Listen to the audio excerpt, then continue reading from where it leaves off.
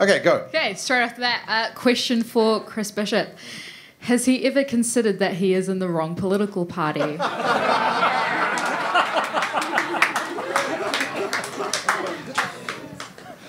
I have been asked that before. No, look, I mean, my view on the big dividing line in New Zealand politics at the moment, it is about openness and attitude to the outside world. And I was saying to Wallace before that if the National Party had done a stunt like Phil Twyford and Rob Salmon did with the Chinese-sounding names thing, we would have been completely pilloried, including by many people in this room. We would have been absolutely destroyed. That was an outrageous attack on a minority in New Zealand, and a lot of people just let the Labour Party get away with it because they wanted Labour to win the election. And I think the big dividing line in politics is about attitude to the outside world, and I think in New Zealand politics today, only the National Party is the party that stands for a New Zealand which is tolerant and open. That's enough, I want to move on. Well done, Chris. Good. Next question. Well, actually, I have a... Backbenchers, sorry. I have a supplementary there. Chris, you were at the Drug Law Symposium in July, and I sensed a certain frustration about what you felt you could say, because I sense that you are a law reformer and you would like to see that happen. It's probably going to be, whatever happens, it's probably going to be a conscience vote. Where are national MPs' votes going to go on drug law reform? Well, the party hasn't made a call yet on if it'll be a conscience vote, but if you look at what happened in 2003 when Matiria Ture's bill came up, it was a conscience vote, so I hope it is a conscience vote. That's probably enough said. But look, I'm a bit worried about the referendum proposal. Now, be careful what you wish for. I'm not sure a referendum is the right place to conduct a sensible, evidence-based, informed debate about drug law. Because I'm telling you now, there are a lot of people out there whose last wish is an evidence-based, informed debate about drug law reform. And they will have voices, and they will spend a lot of money, and they will not monopolise, but they will put their view into the public domain and toxify the debate. And actually, I think, I may be wrong, but I think we will come to regret the referendum proposal. It seems elegant and it seems clever, but actually referenda are the wrong place to decide finely grained public policy questions like drug law reform, particularly a debate where there's so many different elements and people impute their own interpretation about what each word means. So the debate around decriminalisation versus legalisation, like there's a lot in that, like a lot. And, you know, even finding the wording of the referendum question is going to be massively politically contentious. So, you know, it sounds good, but be careful what you wish for if you're a drug law reformer. Yeah. Quick comment on that, Chris Fowley. Well, I would agree. It is going to come with some fishhooks, and it's up to us to best manage that process and you know, think ahead as to what these arguments could be, neutralise them before they're raised, and be better organised and better funded than the opposition. I'm really looking forward personally to Family First coming out in opposition, because they're like our perfect opponents. Question here for the European correspondents. We know the far right in the US has been emboldened by Trump, but to what do you attribute the rise of the far right in Europe? Well, in certain parts of Europe, the sheer fact that certain Nazi parties from the 1940s still exist today and are in government in certain states. So there's a pre-existing alt-right racism which has been in Europe for a long time and has never been satisfactorily confronted by the EU or individual countries. Simeng? Yeah, I mean, the far right was historically repressed in the Eastern Bloc by the Soviet Union and the Communist Bloc, and so post-Cold War it was kind of inevitable. It's been like a slow burn ever since then of them. You know, they never, you know, not unlike, you know, East Germany, unlike West Germany, they never had to go to school and learn about how it was really bad that the Nazis exterminated the Jews. It's an entire generational turnover where, you know, that memory has been lost. Next question then. Right. What have we got? If Canada is not a great example of cannabis law reform, which countries are? Colorado. Colorado is not a country. If only it was. Yeah, if only, Colorado is worth looking at for sure, but I think what we could be looking at is Spain. They have around 1,000 cannabis social clubs. They're run as non-profits, they're members only, they're adults only. They seem to be working pretty well, and it's a model that I think is really applicable to New Zealand when you think about things like RSAs or these sorts of, or even like the liquor licensing trusts that you have out in West Auckland and some other parts of the country. So all the profits can be retained or go back as grants into the community. It's a non-commercialised approach, but yet you still have actual provision of cannabis through legitimate means, and you can have testing in the clubs and things like that. You're not just leaving it to the black market. Yeah, I think we should talk more about cannabis clubs here, actually. What do you got? Another question. Wallace, why was it called Roastbusters? Why was it called Roastbusters? That's a really good... well, it was a... remind me, Russell? I actually almost don't want to go there with this one because it just glorifies those...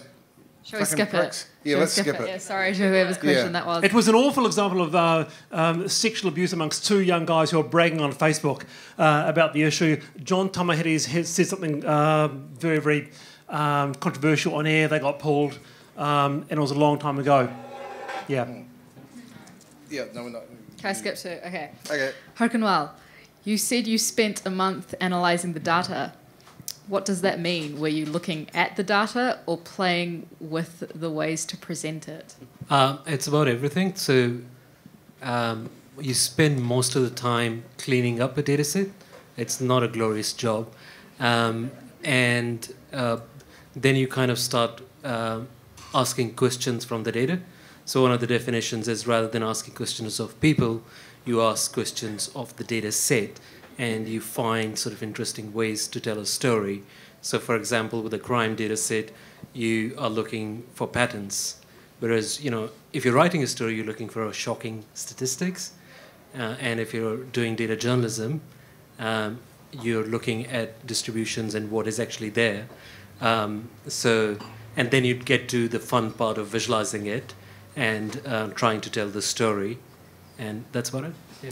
Now, a lot of that is dealing with official data, and everyone I know who deals with that complains about the way it's provided by the public sector. Has it improved at all? But I mean, I guess you're not still getting stuff as a PDF? If you do Official Information Act requests, you still get it as a PDF. Eesh. Yeah. That's just absolutely obstructive. It's improved. It is so. The interesting thing is that every department tries to do their own thing, and it's still like that. StatSense, trying to make improvements, but it's a very, very slow process. Like, I was doing it for 4 years, and even now, I was looking for an interesting data set on how internal migration happens in New Zealand, like how people from different ethnicities move within Auckland and to other places.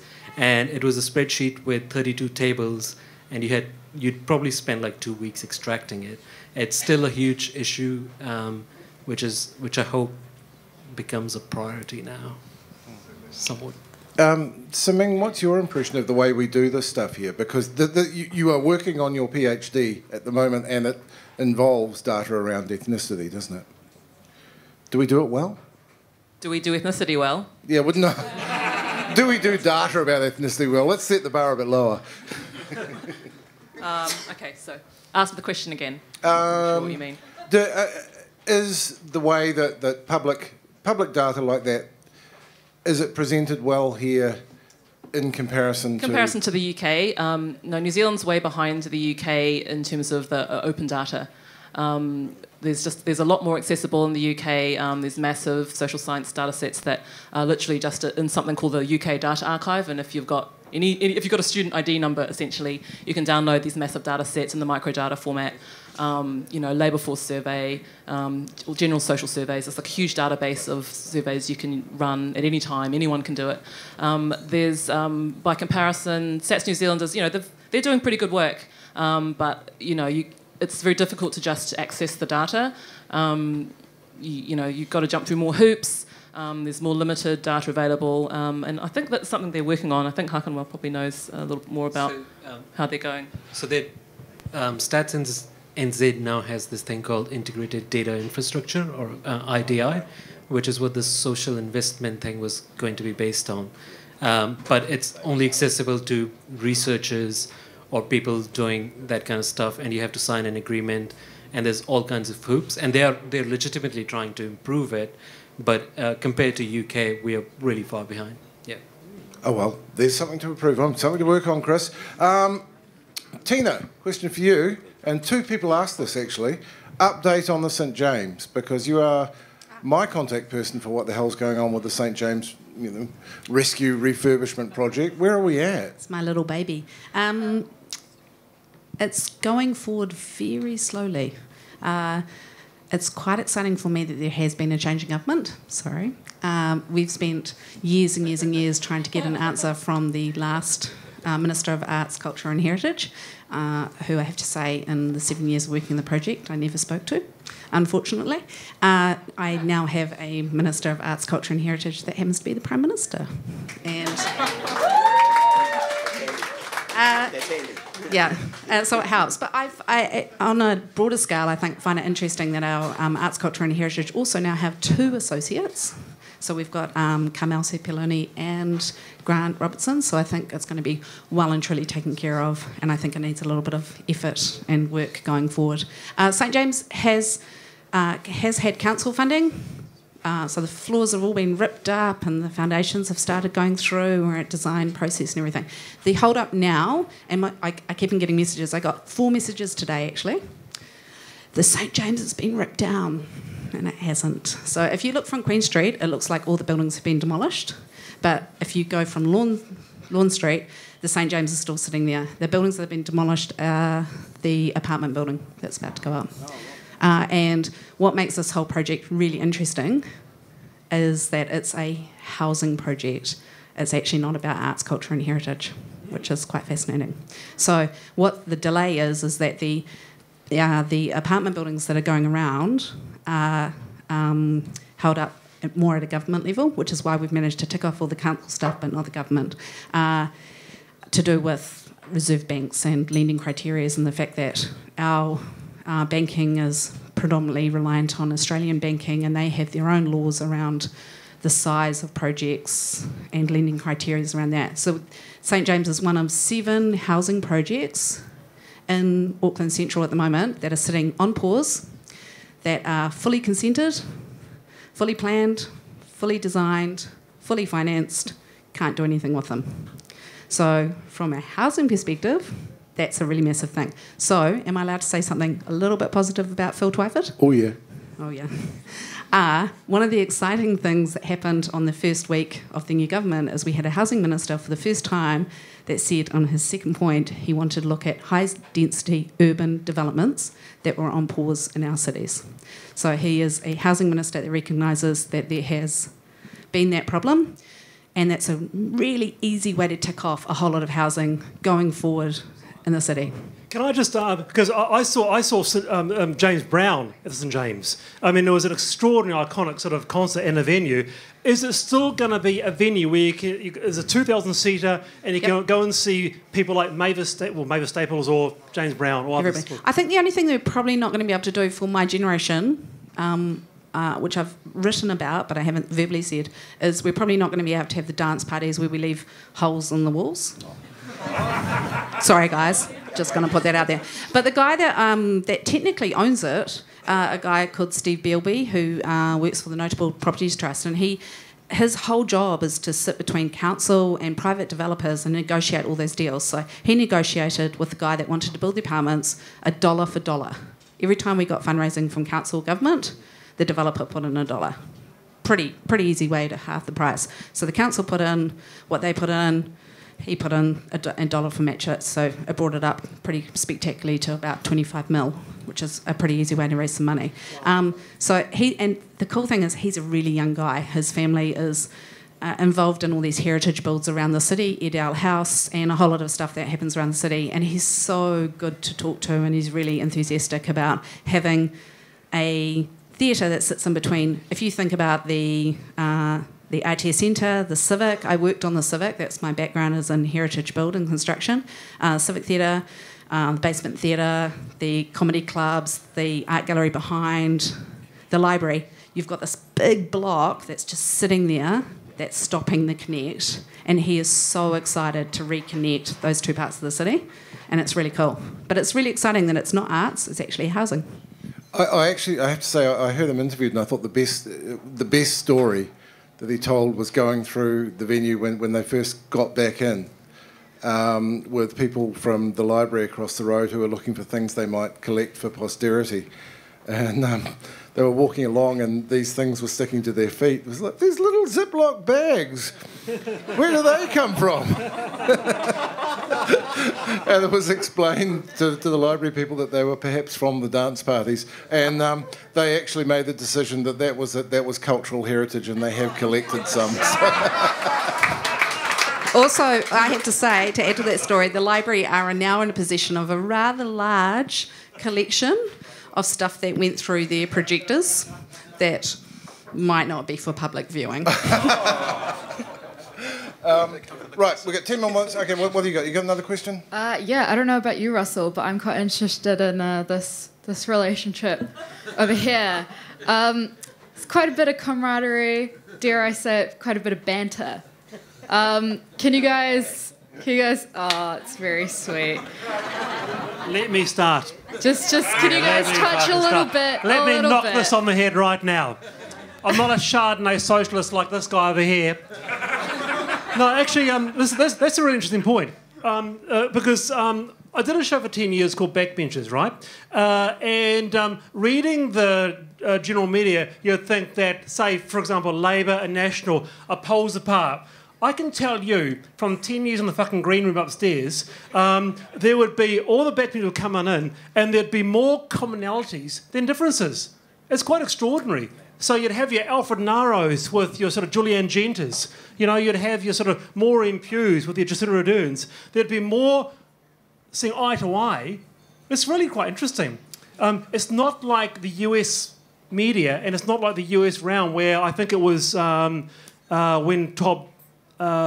if I can say this, Todd McClay, who was a backbencher then, went on a fact-finding trip to the US, and he says, my God, it blew me away. He goes, why, Todd? He goes, because the Democrats there in the US were so far to the right, I couldn't even relate to it.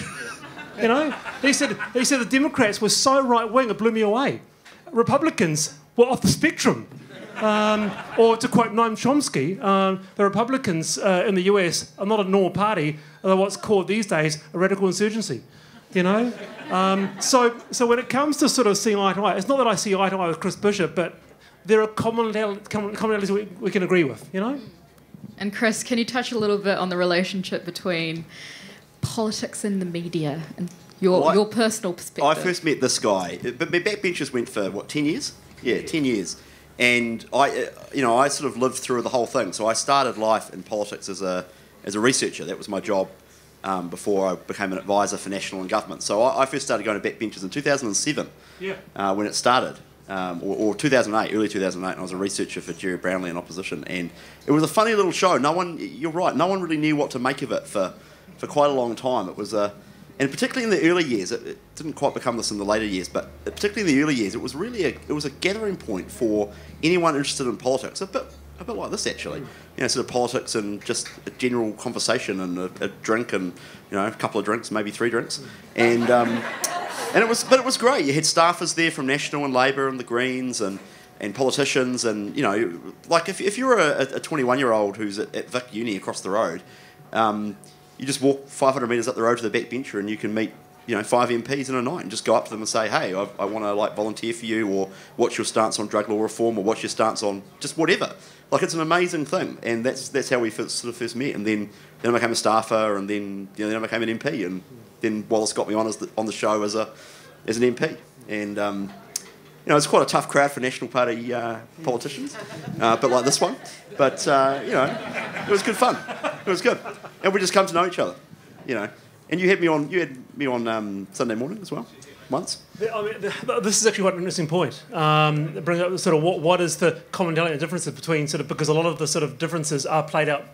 But if you go behind the scenes, there are actually a lot of... it's not horse trading. That's not what it's not. But there is a lot of sort of similarities. It's quite interesting. And the green room chats across parties, for me personally, were very, very revealing what similarities they held. Got some spicy green room chats to share? Yeah, I have, but that goes on the blog one day. But not for tonight. In the memoir. We have a question which is I'm going to ask it to everyone, and anyone can put their hand up. Are we a post-neoliberal society? I never knew what neoliberal means. It's kind of... What does even that mean? What is neoliberal? I get really worked up about this. Neoliberal. It's a bullshit word. It's ridiculous. It's a ridiculous phrase. Not a ridiculous word. It's like an internationally recognised description of economic and fiscal policy. Dumbass. Sorry. But are we post it? We're not post it until they amend the Reserve Bank Act. What, to focus on, not inflation? So, well, what does that even mean? Things as well as inflation. But what does that mean, though? Well, they are going to amend it, but exactly. It's not going to do anything. And then maybe it will be. Maybe. No, but seriously, what does amending the Reserve Bank Act, how does that stop neoliberalism? I don't even know what that means. I mean, you could Google it, right? It's like defined by the IMF. Like, the IMF says... Neoliberalism has probably gone a bit too far, and we should just chill out and remind ourselves that it's not just about fiscal policy and inflation. We need to pay attention to well-being and social stability. That's just the fucking IMF, though. What the fuck do they know? So that's really cool and you know what it means. The problem is for 95% of people, it is used as a generic term of abuse for governments. You could get the Reserve Bank to allow people to buy houses in New Zealand that are apartments and aren't quarter acres. And that is the future of that. That's also not neoliberalism. Yeah, but when our elected representatives profess to not know what neoliberalism is, I find that a little bit disturbing. Come on, you know what it means. You're just trying to play to the peanut gallery. Come on, man. Although I do agree with Chris to the extent that it tends to be used so widely as a generalised term of abuse that it's hard to know what it means sometimes. No, I don't think so. My abuse is always very specific. Hey, I like how we're getting controversial right at the end.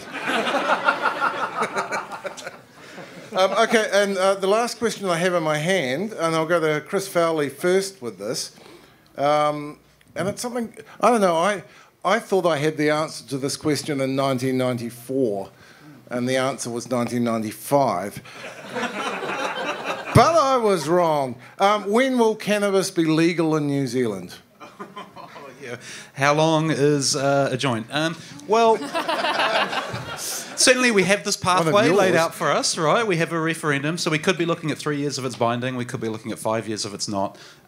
We could be looking at a really long time, looking back to the 90s and that, if we muck this up. So this is where we're really cognizant of what you're saying. There are a lot of fishhooks in this. We've got to manage it properly. But we can pull this off. We can have it legal here in 3 years.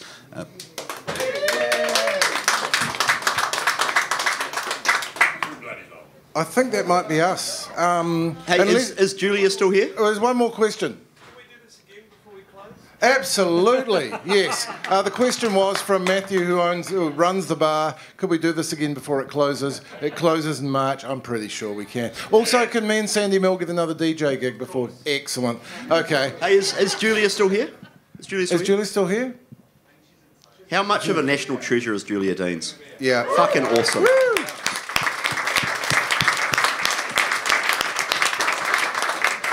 Right, and with that, thank you so much for coming. I love these events. I like the kind of way that everyone's just gathered around, and I'm so glad that the weather was because I was pretty fucking dark this morning. But yeah, thank you very much, and thank you especially to all our guests. It's fun doing this, and we will do it again. Cheers. Thank everyone, please. Thank you.